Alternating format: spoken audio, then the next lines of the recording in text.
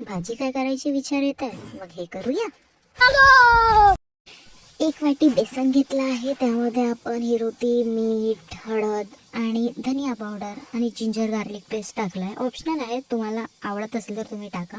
मग इकडे मी छान याला मळून घेतला आहे आणि एक कांदा घेतला आहे, 2 टमाटर घेतले आहे. एकीकडे मी इकडे तेल गरम करायला ठेवलं होतं, तर आपण त्या तेलामध्ये छान जिरं सोडलं आहे आता आणि आपण कांदा टाकून घेऊया. तर कांदा टाकला, यातच आपण जिंजर गार्लिक पेस्ट टाकूया. मी थोडंसंच टाकलं आहे कारण आम्हाला काही फार आवडत नाही. आता हे छान ब्राउनिश झालं आहे. आता आपण या टमॅटोज टाकून घेऊया आणि आपण या टमॅटोमध्येच मीठ टाकून घेऊया, ज्यामुळे आपले जे टमॅटोज आहे ते छानपैकी मॅश होऊन जातील. यामध्ये तुम्ही बघू शकता, यात एक चम्मच मीठ टाकलं आहे, स्वादानुसार तुम्ही टाका. मग याचा एक हुंडा घ्या, मग त्याला छानपैकी पोळी लाटून घ्या त्याची, आणि त्याला तुम्हाला जसा आवडेल तसा तुम्ही त्याला शेप देऊ शकता. कोणी त्रिकोणी देतात, कोणी काजू कतली शेप देतात. मला असं थोडं फूल टाईप काही करायचं होतं, म्हणून मी असे छोटे छोटे फ्लावर्ससारखे याला शेप देण्याचा ट्राय केला आहे.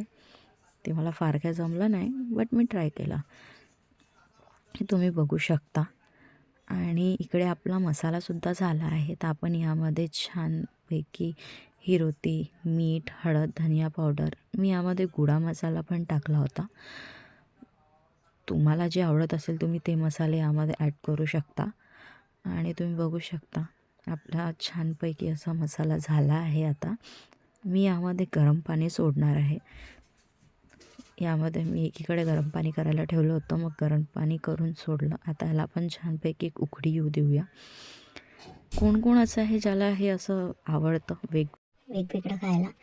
इथे उकळी आली होती, मग मी याला एक करून एक जे थोडं मी केलं होतं, फ्लावर्स वगैरे बनवले होते छोटे छोटे, ते मी यामध्ये सोडलं आहे. तुम्ही बघू शकता. याला छान बॉईल येऊ दिलं होतं.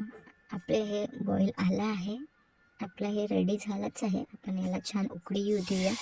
यावर झाकण ठेवून याला 1 ते 2 वेळा उकळी येऊ देऊया. After 10 तुम्ही minutes. बघू शकता आपली भाजी रेडी झाली आहे. यामध्ये छान कोथिंबीर टाका आणि तुम्ही पण ट्राय करा आणि मला नक्की सांगा. थँक्यू.